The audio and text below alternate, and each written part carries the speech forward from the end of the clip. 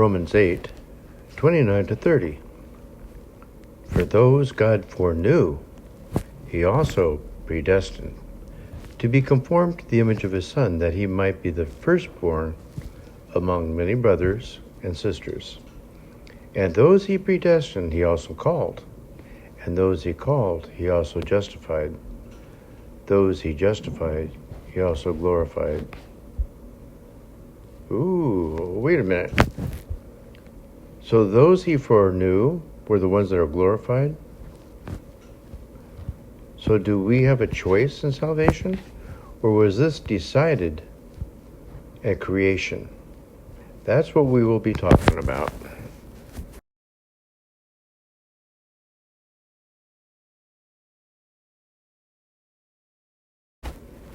Let's say you have a magic TV set, and this TV set will show you what's going to happen tomorrow. And on the TV set, you watch a robbery the day before it happens. Did you make them rob the store? No, you just watched it.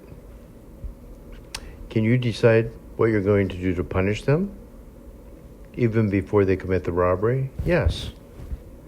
This is kind of what is happening here. Just because you know what's going to happen doesn't mean that you caused it to happen or that you made it happen.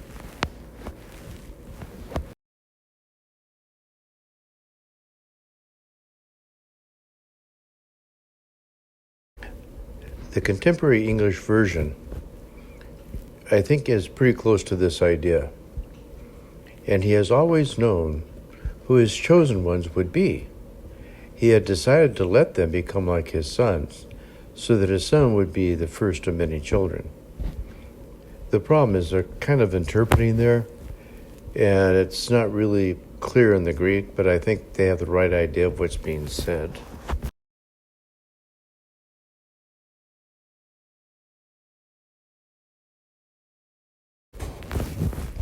Revelation 17:8.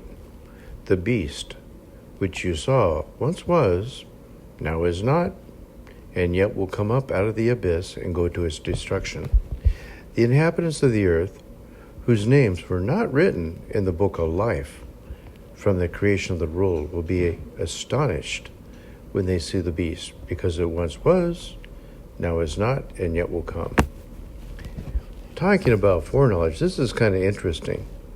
The Bible talks about a book of life. Notice that it was written before the creation of the world. All the saved, every person that's saved, has their name written in the book of life from before the creation of the world. That sounds a little bit like foreknowledge.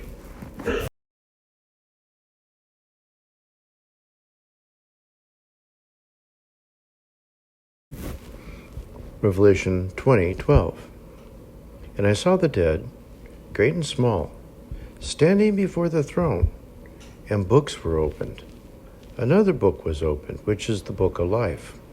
The dead were judged according to what they had done, as recorded in the books. And then Revelation 20:15. Anyone whose name was not found written in the book of life was thrown into the lake of fire. So here are two more references to the book of life in the book of Revelation. And actually, someday we may go into this, but the whole book of Revelation is really about the opening and the reading of the book of life.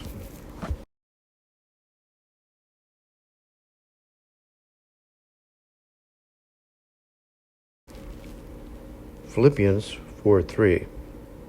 Indeed, true companion, I ask you also, help these women who have shared my struggle in the cause of the gospel, together with Clement, as well as the rest of my fellow workers, whose names are written in the book of life.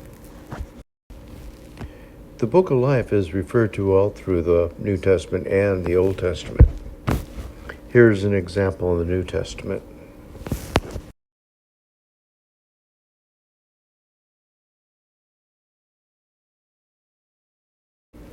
Exodus 32, 32.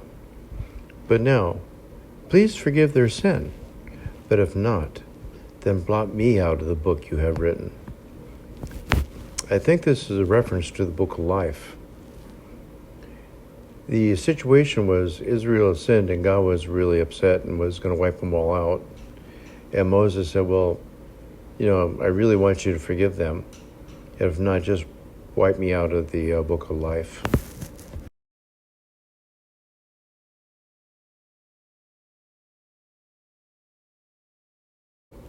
We have seen in this lesson that God knows everybody and everything they're going to do. But that doesn't mean that he made them do it. So you are still responsible for repenting and turning to Christ. That is your decision. Now, there's a little bit more to this that we're going to discuss next week. And it relates to the mercy of God.